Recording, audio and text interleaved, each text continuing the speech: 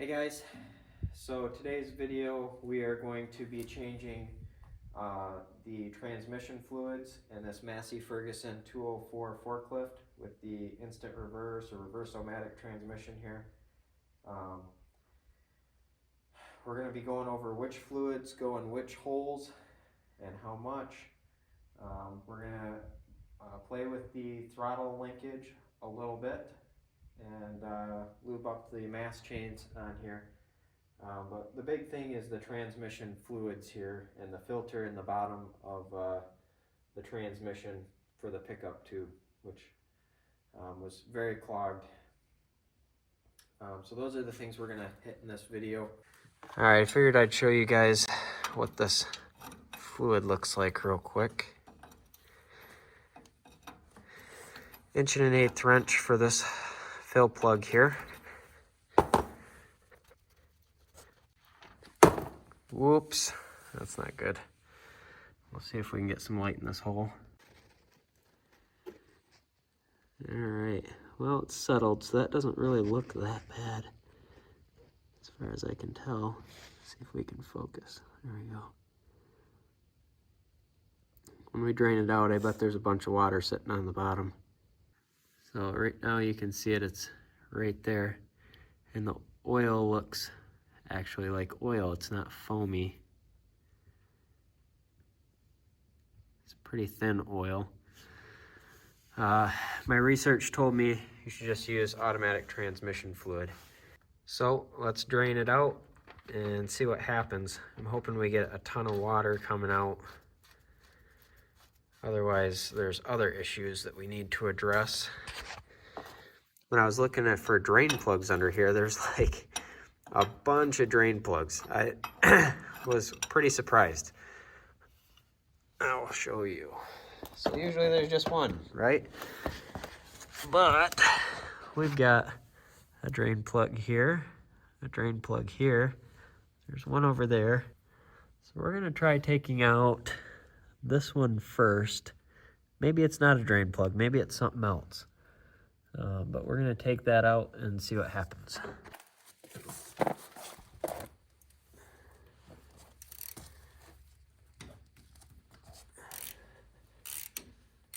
It's coming out surprisingly easy. All right, see what happens here. Suppose I'm not letting you see. It looks kind of oily, nasty.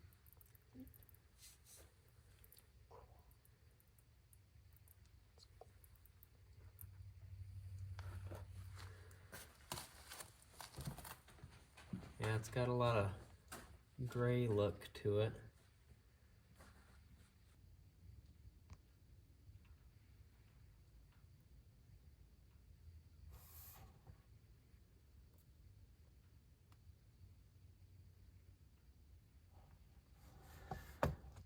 Well, I'll be honest, I was hoping there was going to be more water in here because I really don't want to have other issues. But hopefully this will fix our problem for the most part. Alright, we're going to crack this other plug too. See if we can't double our speed a little bit here. Oh, look at that. See that water?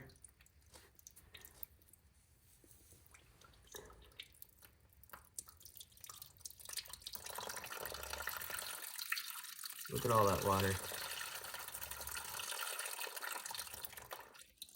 That right there is what I was hoping to see. Holy smokes.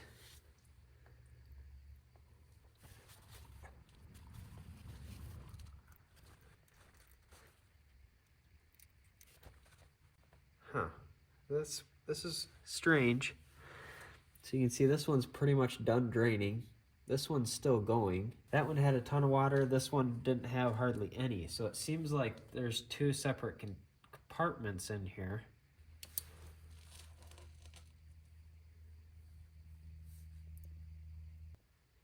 I feel like it looks like there's some kind of like screen or something in there. All right, let's see if I can show you. You can kind of see it glinting there. Not a good shot, I'm sorry.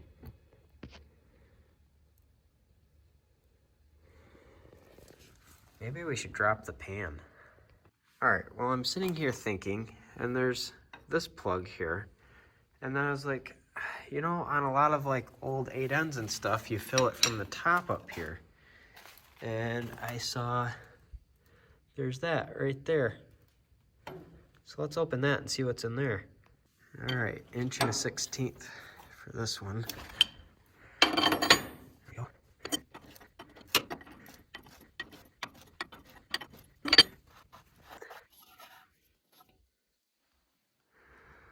Wow, a lot of condensation on there.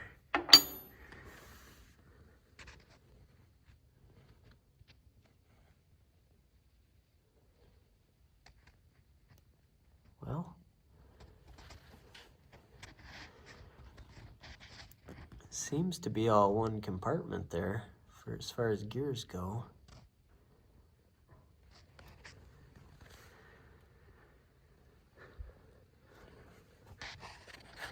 Well, no, that's not entirely true because there's a wall here, which would mean that this is different up here than it is back here, which would mean I drained two separate compartments. So this would be the torque converter fluid, it would seem. I see some gears in there too. You know what? I'm gonna shine a flashlight in this hole and see if I can see it in that hole over there. Okay, I've been doing some puzzling over this, and I think I've sort of sorted it out. So this half is just the gearbox. I think we just put regular gear or oil, motor oil, hydraulic fluid, universal tractor fluid, whatever you want to call it, in here and fill this up. This other one, I think, is what takes our automatic transmission fluid. And you see we've got some lines that run out here, come to the filter, and then it goes to the front into a cooler. And so what we're going to do right now is take this filter housing off.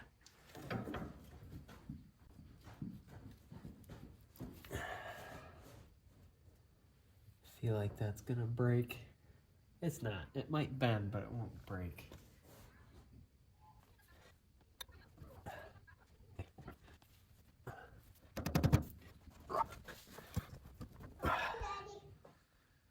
Hey, buddy. Okay, I put a, I don't know, 3-foot bar on this and pulled on it as far as I dared. It's not breaking free. So what I think we're gonna do is just take this whole housing off, and we'll pour some WD-40 and stuff in here and just let it soak for a while.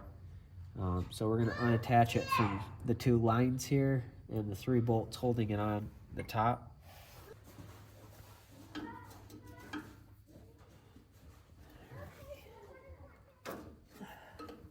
Okay, one broke loose. 2. What do you know?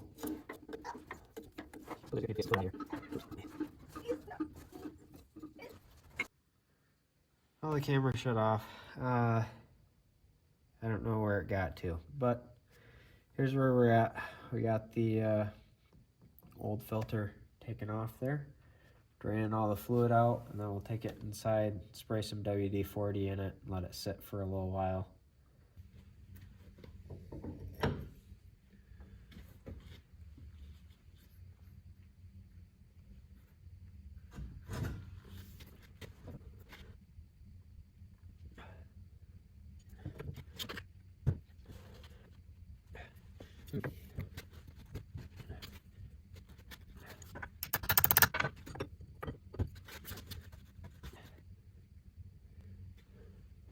This really stuck.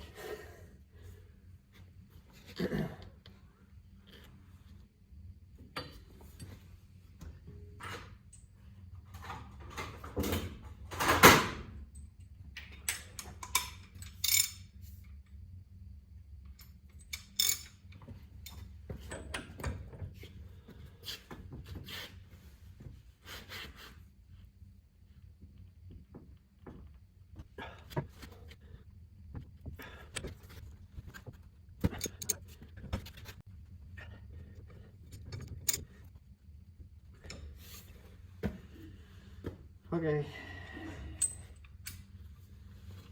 Well,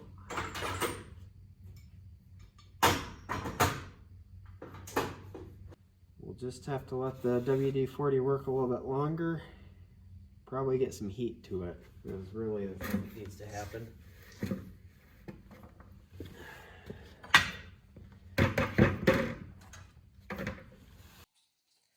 This is what I came up with because I don't have a torch besides a little handheld propane torch to get this really hot. So I just sprayed some more WD-40 in here so it can start soaking in overnight. Setting it on the wood stove. This is kind of uncomfortable to hold your hand on. It's pretty hot. So that heat will migrate up into here when the fan kicks on, kind of shakes a little bit. I don't know if that'll really do anything, but hey, makes me think something's happening.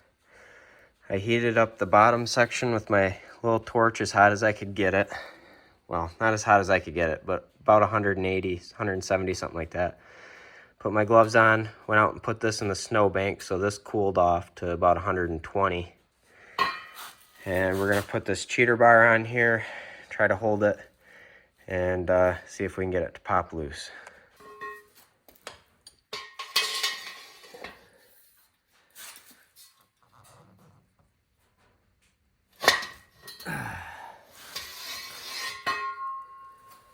All right.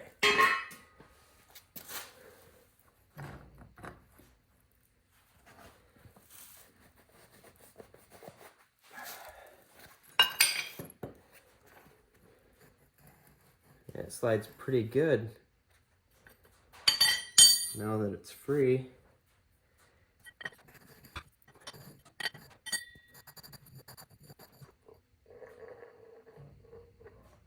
Huh.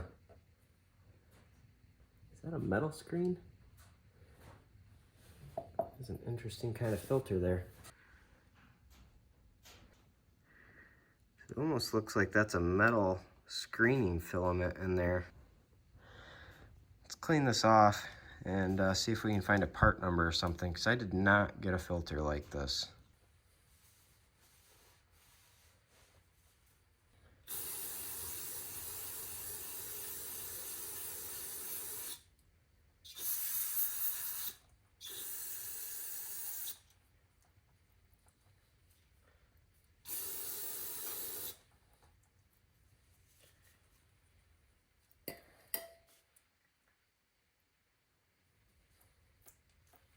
All right.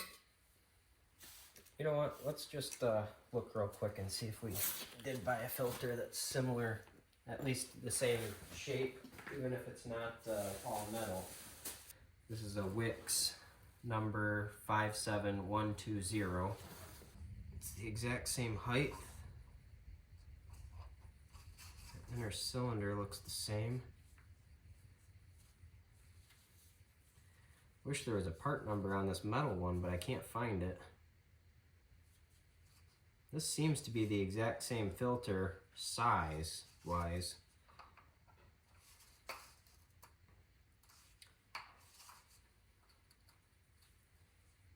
Yeah, it is. I think what we're gonna do, we're gonna install this filter.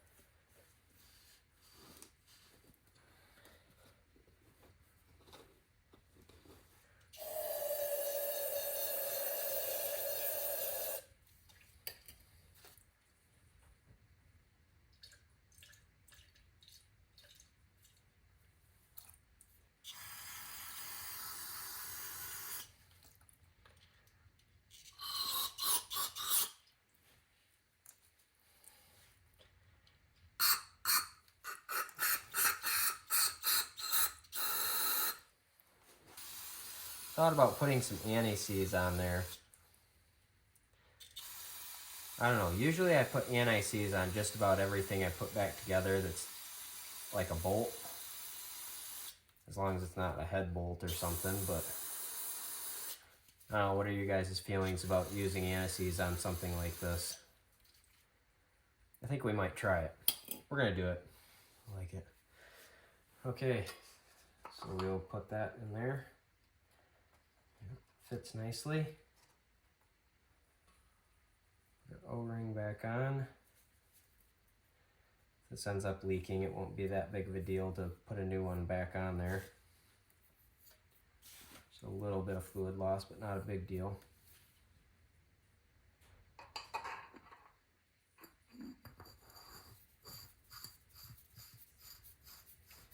All right, let's go put this back on the tractor.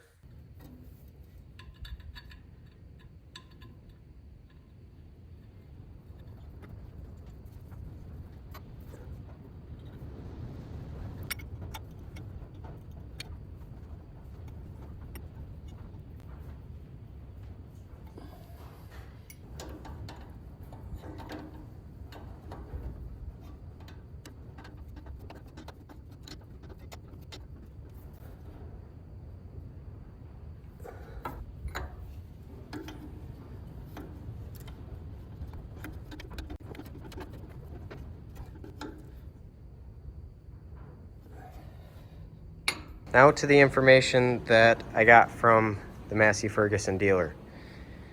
This was really interesting to me. So,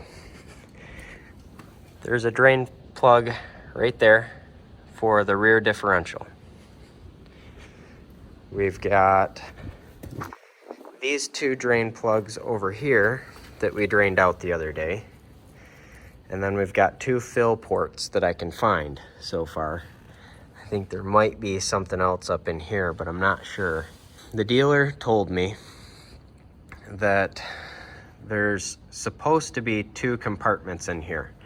So there should be one line like right here that gets filled with this fluid, or it gets filled from this hole right here, and you fill it right up to that line, and that goes into the torque converter, he said. Now, he said, if this tractor had ever been split in the past, they would have taken this seal out. So the compartment that's right here should be open with the rear differential. So you just have one fluid level and you check it right there. But he said if this tractor's never been split, then they didn't take that seal out of here. And so this is a separate compartment from up here. The tech at the dealership also told me this whole system should take about 7.5 gallons, I think he said. So he said if you put more than 3 gallons in here, you're overfilling it. But I don't think I think he said you can't really do that. Oh, before we fill this up, we are going to drop the bottom plate here. He said there's a screen in here that you want to clean. He said it is a cleanable screen, and if you take this apart nicely, you can reuse the gasket. But he said if you're going to put all new fluids in this thing, you definitely want to drop this plate before you change everything.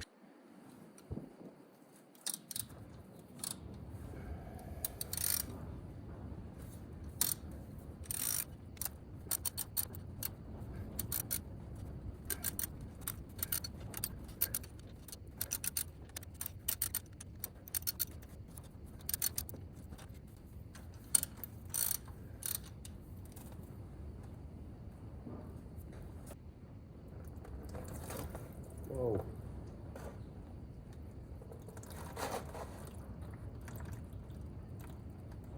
Huh.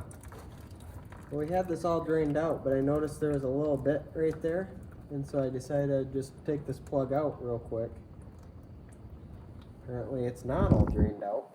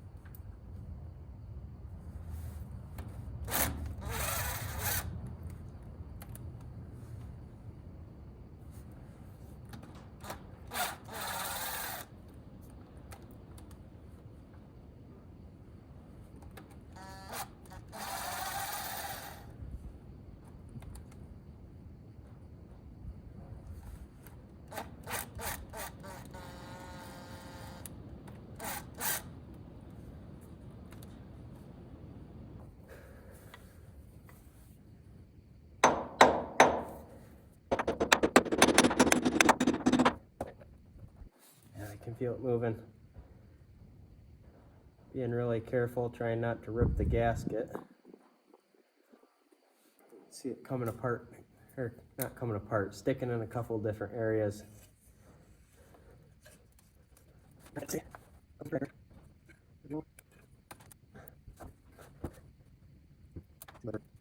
Stuck on something here.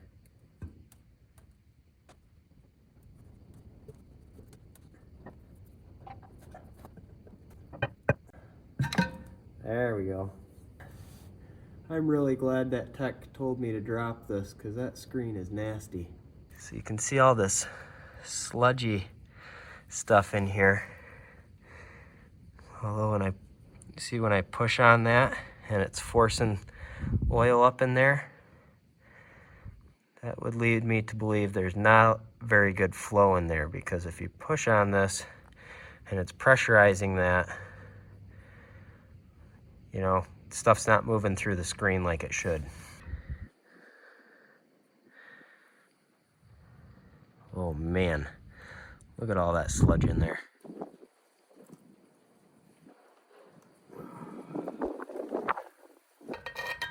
Ooh, yummy.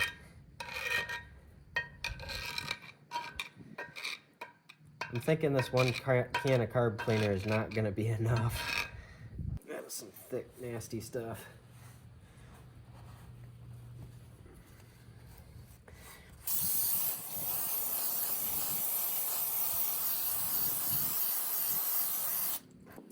So that drain plug right there is just for the pickup. Looks like there's a magnet on there to pick up any kind of metal debris that might be going in there. So we'll take that plug off there and clean that magnet off before we put this back on.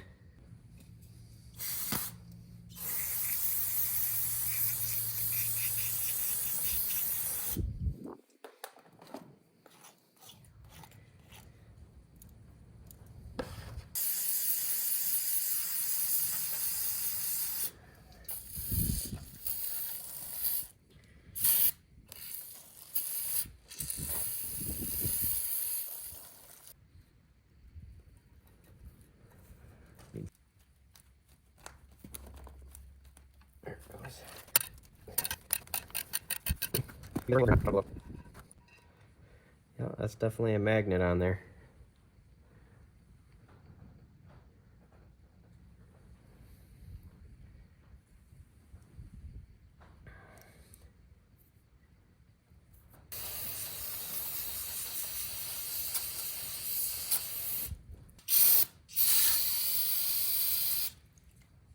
Really like to get a new one of these.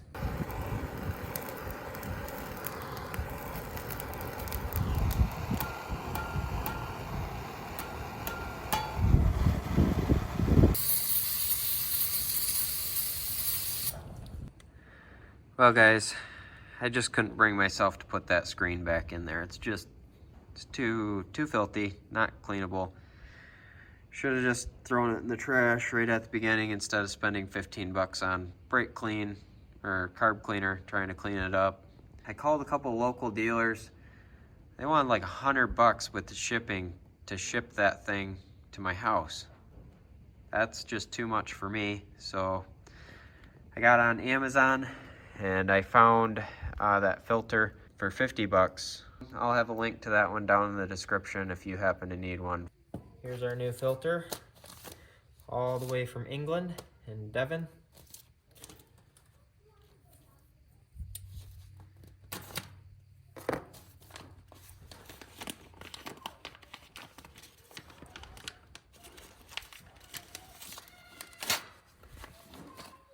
All right, looks nice. There we go. Nice tight fit.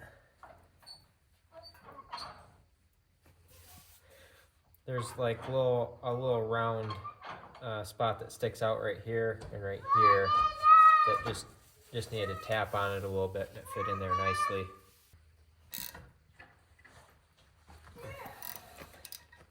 I'll make sure that's nice and tight because once we put this plate back on, we can't tighten that up anymore.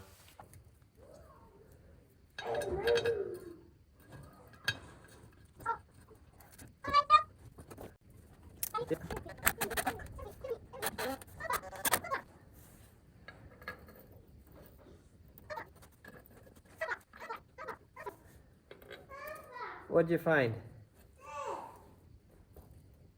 Oh, you found your train whistle? Here, let me see that.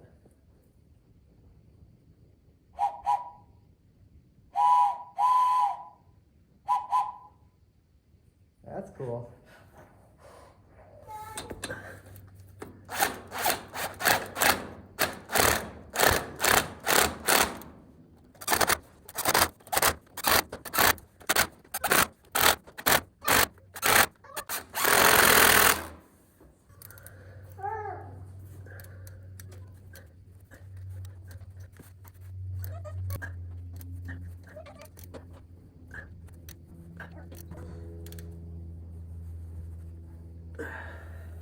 All right, now we need to replace some fluids. What's supposed to go in here, from what I've found on the internet, is automatic transmission fluid type A, or transmission fluid type A. And so they don't make that anymore. That was the 60s. They don't make type A transmission fluid anymore that I can find. So I have some Valvoline Dexmark automatic transmission fluid. I called this number on the back here, 1-800-TEAM-VAL, and asked them if this was a modern equivalent for type A transmission fluid, and they said that it was. This holds 2.5 gallons, and then we're gonna put universal tractor fluid in this cavity over here. We'll probably fill it up. We'll see how high the gears go in there. We'll probably fill it up somewhere to about the same fill level right here, assuming that'll hit the gears. All right, we're gonna fill up this housing for the filter on the other side real quick.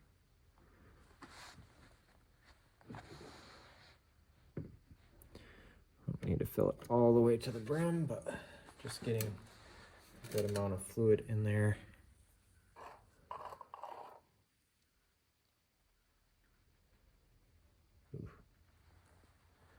Gotta slowly work it up so that it can soak into the filter. Usually this is a good idea, I feel like.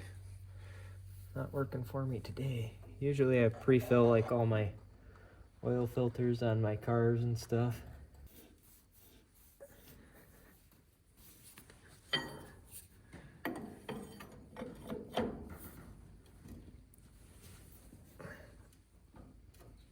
There we go. When you drain this stuff out, the torque converter does not get drained, so you can't get the whole 2.5 gallons. So you'll only be able to put in what you took out gallons.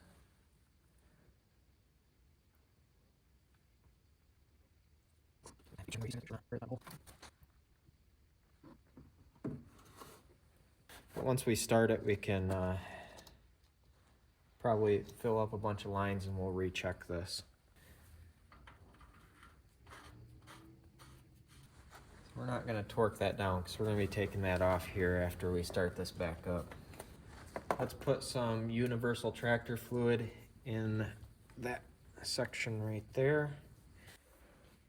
These big buckets of hydraulic fluid or tractor fluid always plop out, you know, like there's nothing to vent. So put a little screw in here and screwed it all the way in. So I've got a little vent hole right here. Looks like our hole is doing the trick. Got a nice steady pour.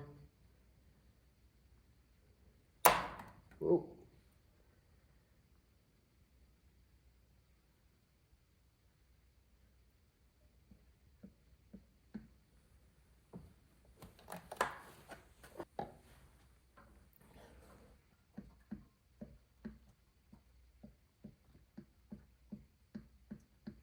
All right, we're about, I would say, 1/3 of the way up the side of the case here, which I think is probably sufficient.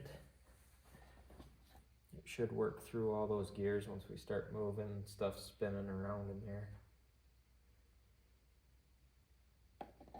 If one of you guys knows I'm sure this is kind of similar to like the Ford 8Ns, 9Ns and stuff, any old tractor. Do you fill these things right up to the top, or is about a third full on the case sufficient? Somebody comment down below and let me know what you think. We're gonna call this good for right now. I think it's fine. Maybe it's not though, and you know better than I do. If you do, let me know. I would really appreciate it. We'll fill it up some more if it needs it.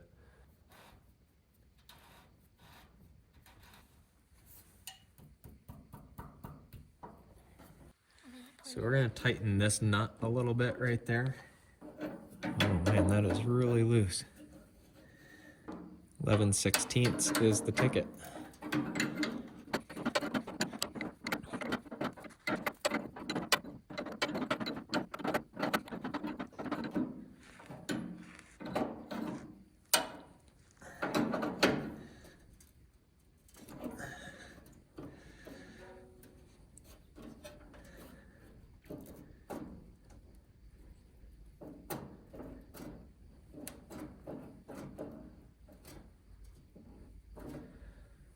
That helped out our trigger response a lot. Or trigger response. Helped out our foot pedal response a lot. So now when I move this a little bit, you can see the pedal over there is moving. So I'm gonna bet, let's move this tripod, that when we push this,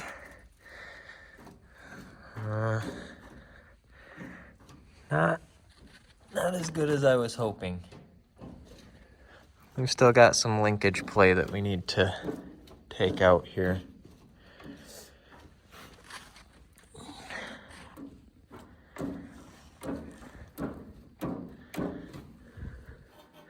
So that's supposed to pull this down, which moves the throttle over there. But I think we need to tighten this up a little bit right here, because it doesn't seem to move that all the way down until you get deep into the throttle. All right, so now as I get past here, then we start to get some movement there. So the tightening that nut did help a lot, because before it wouldn't do anything at all. But I think probably tightening up maybe this rod right here.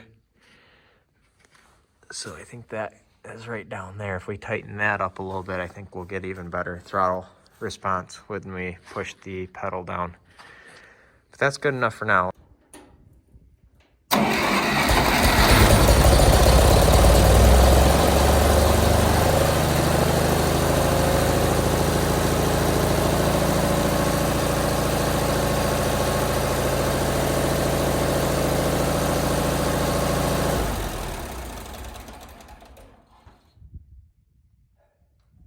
I think by tightening up that throttle linkage, we might have inadvertently opened the throttle up quite a bit, because it did not idle this high before, and the throttle is all the way down. We're quite high at idle, so I think we are going to need to do some playing around with that throttle right here. Yeah, it's got a long way to go before it hits the stop.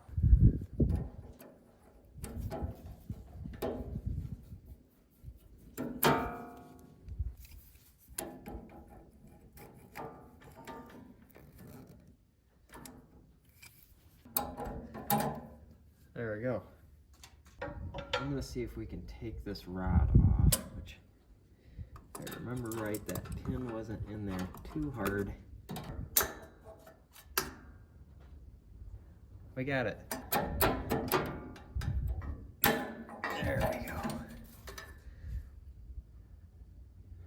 All right, let's take this in the garage.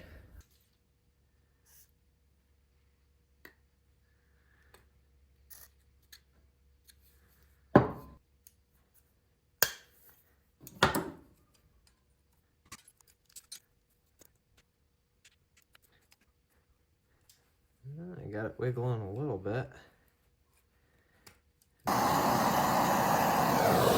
We'll try to heat up this outside casting right here, or this piece here, and that'll help make it a little bit bigger and turn a little bit easier on that shaft.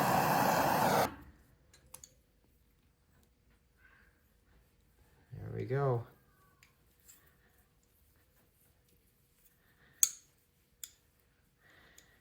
You don't want to just go for everything on something like this where you just like turn it right out. It's good to work it around, let that oil work in.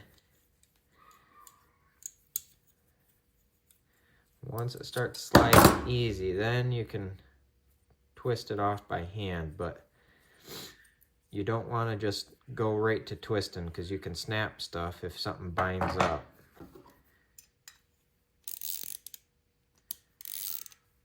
Oh, quite easy.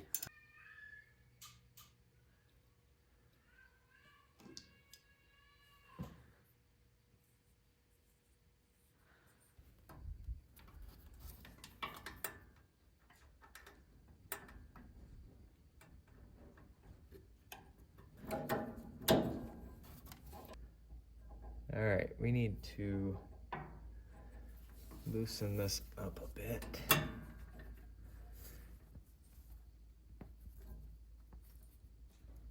So we want that throttle to be resting on the stop. I think another half a turn. We put that pin in there, should be resting there. Tell you what, these Nimpex pliers are really something else. Really enjoy using these things. Nimpex Cobra. You just push this button right here and you can slide them a little bit. Kind of like channel locks, except for better. Let's tighten down this nut here.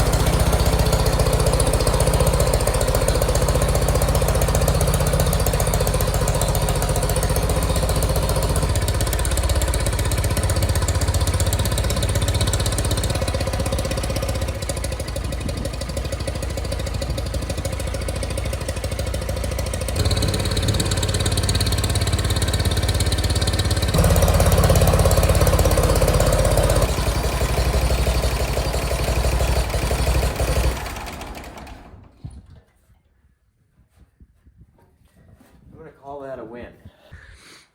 Let's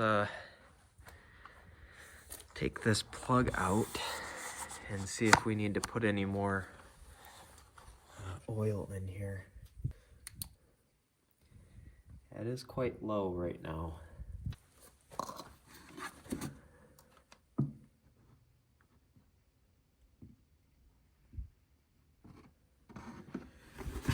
That'll do it. The main thing is that we know that that screen down there was the main issue keeping us from being able to go up any kind of incline. I wanted to make sure that the transmission was actually good before we put any more money into this thing, and we seem to be good. So that's a win. We can start doing other things as well, like fixing the power steering. That is quite the struggle to turn this thing. Okay, last thing we're gonna do today is spray some WD-40 on these chains. They are pretty stiff. This one especially.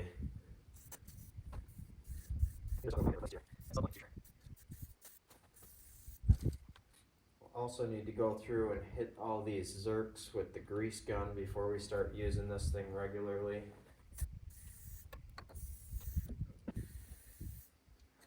When I was a kid, we had a forklift that my great-grandpa used on his sawmill.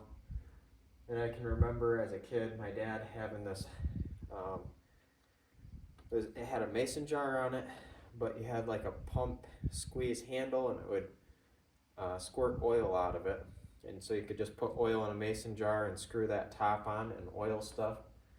And I remember my dad taking that and squirting oil on these chains on that forklift to help keep things lubed up on that one.